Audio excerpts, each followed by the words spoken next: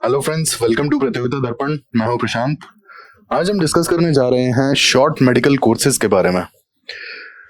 हाल ही में waste Bengal CM ने ये बात कही कि जो शॉर्ट मेडिकल कोर्सेज से ट्रेंड प्रोफेशनल्स हैं वो रूरल एरिया में मेडिकल सर्विसेज के लिए काफी बेनिफिशियल होंगे, काफी सपोर्टिव होंगे, क्योंकि ये जो ट्रेंड प्रोफेशनल्स हैं ये प्राइमरी हेल्थ सेंटर्स में सर्व कर सकेंगे। तो आइए हम जानते हैं रूरल एरिया में क्या स्थिति है, क्या कंडीशन है डॉक्टर्स की, और क्यों शॉर्ट मेडिकल कोर्सेज की बात की जा रही है। आप यहाँ पे ये द हिंदू का आर्टिकल देख सकते हैं, can shorter medical course solve rural doctor shortages. अब ऑब्वियसली शॉर्टेज बहुत ज्यादा है, that's why shorter medical courses की बात की जाती है, या फिर ब्रिज कोर्सेज की बात भी की गई थी कुछ समय पहले। अब बेसिकली ब्रिज कोर्सेज थे कि जो लोग स्पेसिफिकली आयुर्वेद या फिर होम्योपैथी के कोर्सेज किए हुए हैं तो उन मेडिकोज को ब्रिज कोर्सेज करवा के और बकायदा जो एलोपैथी की प्रैक्टिस है वो करने की परमिशन दे दी जाए। हालांकि इस पे काफी बवाल भी हुआ था, काफी लोगों ने इस पे रेजिस्ट किया था। तो आइए हम डिटेल से देख लेते हैं कि क्या है ये शॉर्टर मेडिकल कोर्सेज और क्यों इनकी बात कही जा रही है। सबसे पहले तो शॉर्टर मेडिकल कोर्स 3 साल का डिप्लोमा होगा और इसे फिनिश करने के बाद, इसे कंप्लीट करने के बाद medical practitioners primary health centres जो कि पर्टिकुलरली रूरल एरियाज में है वहां पे सर्व कर सकेंगे, उसके लिए एलिजिबल होंगे। अब शॉर्टर मेडिकल कोर्स का जो बेसिक एम्फेसिस है वो है फर्स्ट लेवल केयर पे। हालांकि ये रेगुलर एमबीबीएस जितना कॉम्प्लेक्स और उतना एडवांस्ड नहीं होगा, ऑब्वियस सी बात है, बट इसका जो मेन एम्फेसिस है ये फर्स्ट लेवल केयर पे होगा, यानी कि प्राइमरी हेल्थ केयर पर होगा। अब बेसिकली प्राइमरी हेल्थ केयर होता क्या है?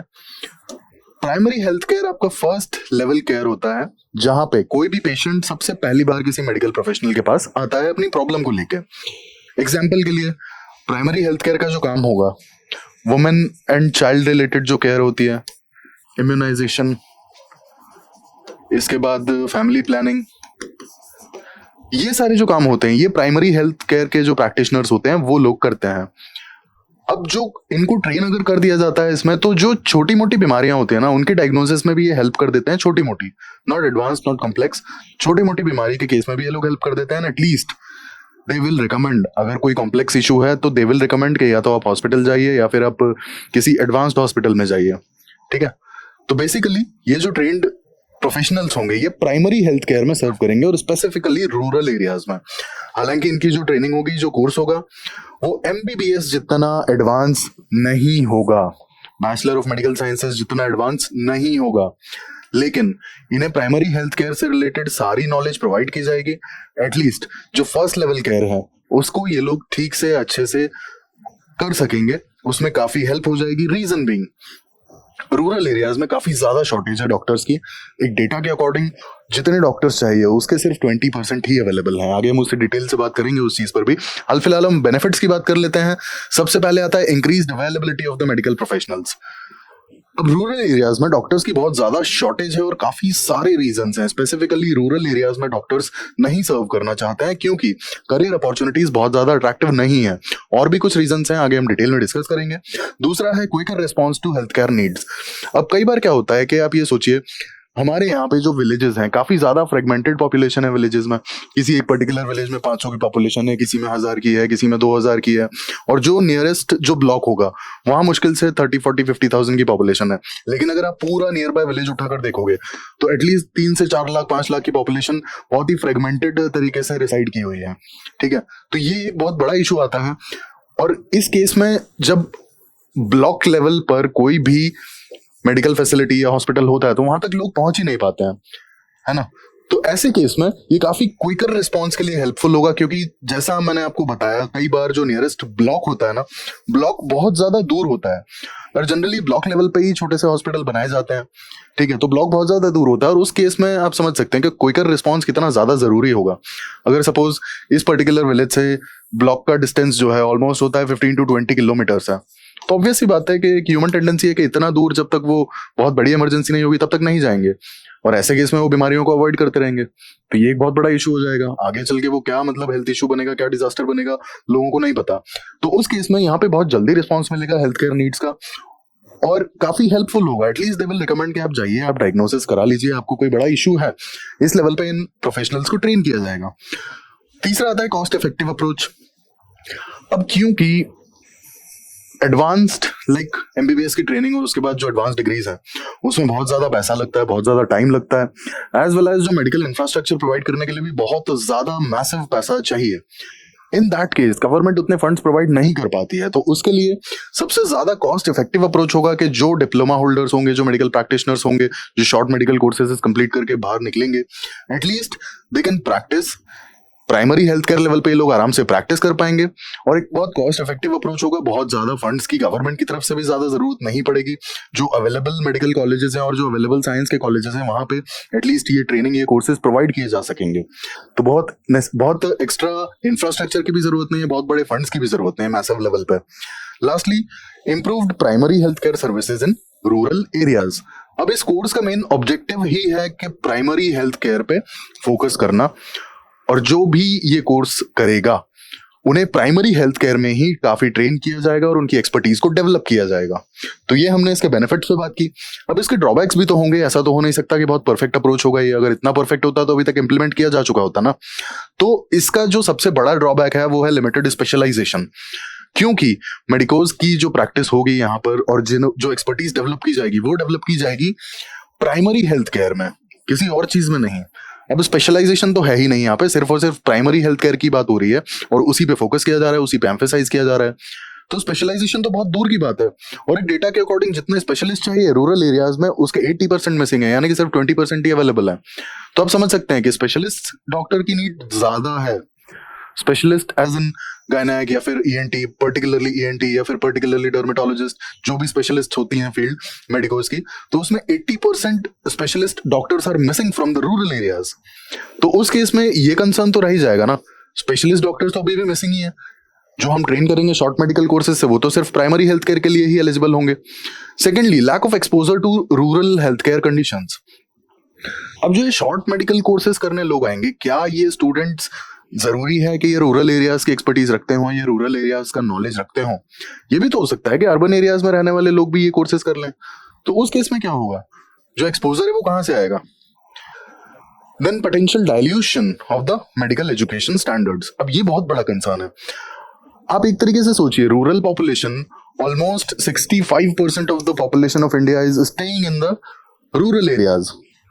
65% जनता भारत की रूरल एरियाज में रहती है। इन दैट केस हम उन्हें क्या दे रहे हैं? 3 साल के जो शॉर्ट मेडिकल कोर्सेज किए हुए लोग जो सिर्फ और सिर्फ प्राइमरी हेल्थ केयर के बारे में जानते हैं, हम 65% जनता उन लोगों के ऊपर छोड़ दे रहे हैं। ये तो एक तरीके से डिस्क्रिमिनेशन हो गया ना, क्योंकि जो एमबीबीएस हैं, जो एक्सपर्ट्स हैं, वो तो सिटीज में बैठ के प्रैक्टिस कर रहे हैं। ठीक है, तो ये एक बहुत बड़ा इशू है। Then it does not address the underlying structural issues contributing to the shortage of doctors. अब ये स्ट्रक्चरल इश्यूज हम आगे डिस्कस करते हैं कि क्यों रूरल एरियाज में डॉक्टर्स की बहुत ज्यादा शॉर्टेज है। अब इसको डिस्कस करने से पहले हम स्टैटिस्टिक्स पे एक बार नजर डाल लेते हैं। रूरल हेल्थ स्टैटिस्टिक्स रिपोर्ट 2021 ये कहती है कि जो स्पेशलिस्ट डॉक्टर्स हैं ना कम्युनिटी हेल्थ सेंटर्स में रूरल एरियाज में, ये 80% मिसिंग है, यानी कि जितने डॉक्टर्स की रिक्वायरमेंट है ना उसके सिर्फ 20% ही अवेलेबल है। Secondly, specialist doctors community health centres में 25% बढ़े हैं। अगर हम 2005 से और 2022 तक कंपेयर करेंगे तब। अब यहां पे आप डिस्क्रिपेंसी समझिए कि 17 साल में सिर्फ 25% ग्रोथ हुई है स्पेशलिस्ट डॉक्टर्स के जो पोस्टिंग्स हैं उसमें, जो अवेलेबिलिटी है उसमें। लेकिन क्या 17 साल में जो कम्युनिटी हेल्थ सेंटर्स हैं वो नहीं बड़े होंगे? वो कितने ज्यादा बड़े होंगे, और जो रूरल पॉपुलेशन है वो कितनी बड़ी होगी? तो क्या ये जो इंक्रीज है, is it justified? I don't think so. इसके बाद यहाँ पे स्टैटिस्टिक्स एक और चीज बताते हैं कि जो फीमेल हेल्थ वर्कर्स हैं और जो ऑक्सिलरी नर्सिंग मिडवाइफ्स हैं, इनकी भी काफी ज्यादा शॉर्टेज है प्राइमरी हेल्थ केयर में, प्राइमरी हेल्थ सेंटर्स में। अब बेसिकली जितने फीमेल हेल्थ वर्कर्स की रिक्वायरमेंट है ना रूरल एरियाज में, लगभग 15% की शॉर्टेज है वहां पर भी। मतलब जितनी रिक्वायरमेंट है उसकी 85% ही अवेलेबल है, 15% वहां पर भी शॉर्टेज है। तो ये हमने स्टैटिस्टिक्स की बात की।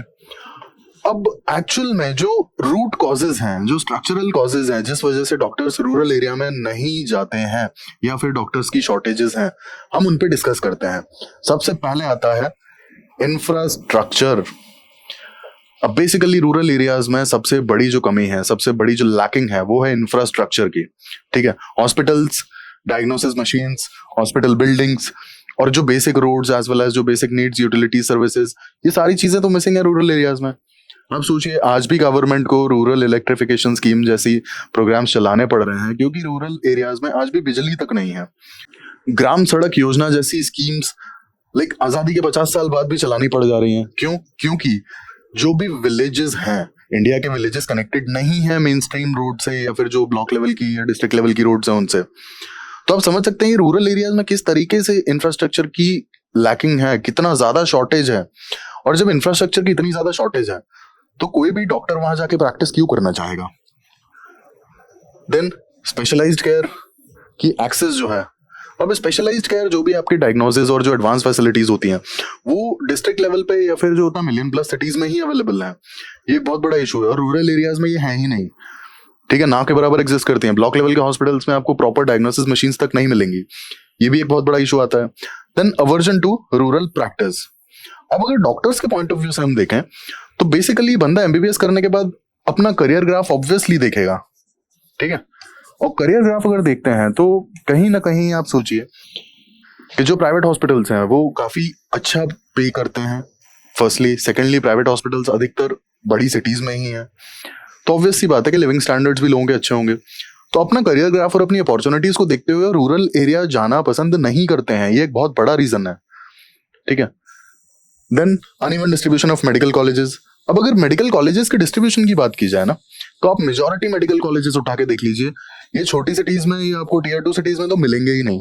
मेजॉरिटी मेडिकल कॉलेजेस या तो टीयर 1 सिटीज में है या फिर मिलियन प्लस सिटीज में है। रूरल एरियाज की तो बात ही छोड़ दीजिए आप, वहां पर तो मेडिकल कॉलेजेस हैं ही नहीं। तो मेडिकल कॉलेजेस के जो स्टूडेंट्स हैं उन्हें रूरल एरियाज का एक्सपोजर मिलेगा कैसे? ये एक बहुत बड़ा सवाल है। रिटेंशन ऑफ रूरल डॉक्टर्स, जो हमने डिस्कस किया कि रूरल एरियाज में डॉक्टर्स को रिटेन करना बहुत टफ टास्क हो जाता है। ठीक है, करियर ग्राफ को देखते हुए, फिर फैसिलिटीज को देखते हुए, इंफ्रास्ट्रक्चर को देखते हुए, काफी सारी चीजों को माइंड करते हुए रूरल एरियाज में डॉक्टर्स को रिटेन नहीं कर पाते हैं। देन सोशो इकोनॉमिक फैक्टर्स, काफी सारे इश्यूज आते हैं। ठीक है, इसके बाद होता है कि पर्टिकुलरली रूरल एरियाज से भी लोग मेडिकल फील्ड में नहीं जा पाते हैं। Economic factors as well as social factors, बहुत ज्यादा अवेयरनेस नहीं है, डॉक्टर कैसे बना जाता है, क्या पढ़ाई करनी होती है, क्या डिग्री करनी होती है, ये भी अवेयरनेस नहीं है। तो ये एक बहुत बड़ा इशू आता है कि जनरली आप देखेंगे रूरल एरिया से लोग बहुत कम ही एमबीबीएस या फिर होता है ना कि हायर स्टडीज में मेडिकल चूज कर पाते हैं। देन एजुकेशनल डिस्पैरिटीज, अब ऑब्वियस सी बात है कि ये होगा ही। जो हमारा रूरल और अर्बन डिवाइड है वो हर जगह ही दिखता है। तो ये सारे हमने फैक्टर्स डिस्कस किए कि क्या चैलेंजेस आते हैं रूरल एरिया में हेल्थ केयर के और क्यों डॉक्टर्स पर्टिकुलरली रूरल एरिया में नहीं सर्व करते हैं। अब गवर्नमेंट इनिशिएटिव्स की बात कर लेते हैं। क्या गवर्नमेंट इनिशिएटिव्स चला रही है रूरल एरिया की पर्टिकुलरली हेल्थ केयर के लिए? सबसे पहले आता है यहाँ पे ASHA workers. ASHA workers are basically midwifes. ठीक है, जो भी वुमेन एंड चाइल्ड की हेल्थ केयर की रिक्वायरमेंट होती है पर्टिकुलरली रूरल एरियाज में, हालांकि अर्बन एरियाज में भी सर्व करते हैं बट रूरल एरियाज में थोड़ा ज्यादा अवेयरनेस है इन चीजों को लेकर के और काफी एक्टिव है ASHA health workers. Then national health mission, Ayushman Bharat, Pradhanmantri Jan Arogya Yojana, national medical commission, national dialysis programme, Janani Shishu Suraksha कार्यक्रम एंड राष्ट्रीय बाल स्वास्थ्य कार्यक्रम। अब इतनी सारी स्कीम्स गवर्नमेंट ऑफ इंडिया चला रही है, फिर वो चाहे इंश्योरेंस स्कीम हो, हेल्थ इंश्योरेंस स्कीम, या फिर इम्यूनाइजेशन प्रोग्राम हो, या फिर मैटरनिटी बेनिफिट हेल्थ स्कीम्स हो, या फिर आपके जो बेसिकली जो भी छोटे बच्चे हैं या फिर इन्फेंट्स हैं उनके लिए इम्यूनाइजेशन प्रोग्राम्स हो, या उनकी हेल्थ या न्यूट्रिशनल नीड्स से लेकर के जो भी रिक्वायरमेंट्स हो, तो इन सब पे लगभग गवर्नमेंट ऑफ इंडिया ने स्कीम्स चलाई हुई हैं और ये सारी स्कीम्स वही हैं। अब वे फॉरवर्ड क्या हो सकता है? जब हमने देख लिया कि गवर्नमेंट ने इतनी सारी स्कीम्स चलाई हुई हैं, इसके बावजूद भी रूरल एरियाज में पर्टिकुलरली डॉक्टर्स उतना अवेलेबल नहीं है, डॉक्टर्स की शॉर्टेज है, डॉक्टर्स अगर चले भी जाते हैं तो वहाँ लंबे समय तक प्रैक्टिस नहीं कर पाते हैं। और इसके अलावा शॉर्ट मेडिकल कोर्सेज की भी बात आती है, तो काफी समय से बात चल रही है। जैसा मैंने आपको बताया था कि ये कोई पहली बार नहीं है कि शॉर्ट मेडिकल कोर्सेज की बात की जा रही है। डॉक्टर्स की शॉर्टेज और WHO का जो स्टैंडर्ड रिकमेंडेशन है, उन दोनों चीजों को ध्यान में रखते हुए ब्रिज कोर्सेज का भी फंडा बीच में लेकर आया गया था। ब्रिज कोर्सेज, जैसा कि मैंने आपको बताया था कि जो भी आयुर्वेदा या होम्योपैथी जैसे बैकग्राउंड से अपने कोर्सेज किए हुए हैं, उन प्रोफेशनल्स को भी बेसिक प्राइमरी हेल्थ केयर और एडवांस मेडिसिन यानी कि एलोपैथी से रिलेटेड ट्रेनिंग दे करके, और वो ट्रेनिंग प्रोवाइड की जाएगी इस ब्रिज कोर्स में, उन्हें प्रैक्टिस करने के लिए परमिशन दी जाएगी।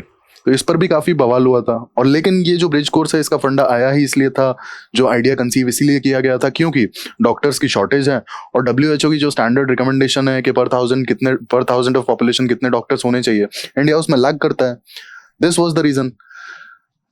तो ये हमने देखा कि अभी तक जो आइडियाज आए थे वो क्या थे, और शॉर्ट मेडिकल कोर्स क्या है, ब्रिज कोर्स क्या है, गवर्नमेंट ऑफ इंडिया ने क्या क्या स्कीम्स चला रखी हैं पर्टिकुलरली रूरल एरिया पे फोकस करके, ठीक है। और उसके बावजूद भी ये सारी दिक्कतें एग्जिस्ट तो कर ही रही हैं। तो हम एक वे फॉरवर्ड पे बात कर लेते हैं कि क्या पॉजिटिव वे फॉरवर्ड हो सकता है यहाँ पे और कैसे इन प्रॉब्लम्स के सोल्यूशन निकाले जा सकते हैं। तो जो सबसे पहला सोल्यूशन हो सकता है टेलीमेडिसिन, ठीक है।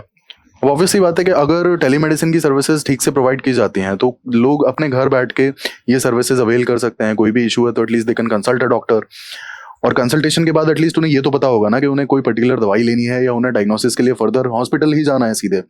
तो ये काफी एक अच्छा वे फॉरवर्ड है। और आज की टेक्नोलॉजी को और आज के लाइक मोबाइल सर्विसेज को देखते हुए मुझे नहीं लगता कि टेलीमेडिसिन की सर्विसेज में कोई इशू आना भी चाहिए। ये तो बहुत इजीली इसे इम्प्लीमेंट किया जा सकता है और 24/7 ये सर्विसेज प्रोवाइड की जा सकती हैं। लोग अपने घर बैठ के ये सर्विसेज अवेल कर सकते हैं एंड डॉक्टर्स अपने घर बैठ के ये सर्विसेज प्रोवाइड कर सकते हैं। Secondly, mid level health care providers. अब बेसिकली एक्चुअल में जितनी मिडवाइफ्स होती हैं या जितनी नर्सेज होती हैं उन्हें हम बेसिक ट्रेनिंग प्रोवाइड करके एटलीस्ट रूरल एरियाज में जो प्राइमरी हेल्थ केयर सेंटर्स हैं वहां पे सर्विसेज प्रोवाइड करने के लिए भेज सकते हैं। Then rural health clinics and outreach program. अब बेसिकली मोबाइल क्लिनिक्स अगर मोबाइल क्लिनिक्स को डिप्लॉय कर दिया जाए रूरल एरियाज में तो बहुत बेनिफिशियल हो सकते हैं और बहुत फ्रूटफुल रिजल्ट्स हमें देखने को मिलेंगे। ये अप्रोच हमारी काफी फ्रूटफुल रह सकती है। Then rural specific medical education and residency programmes.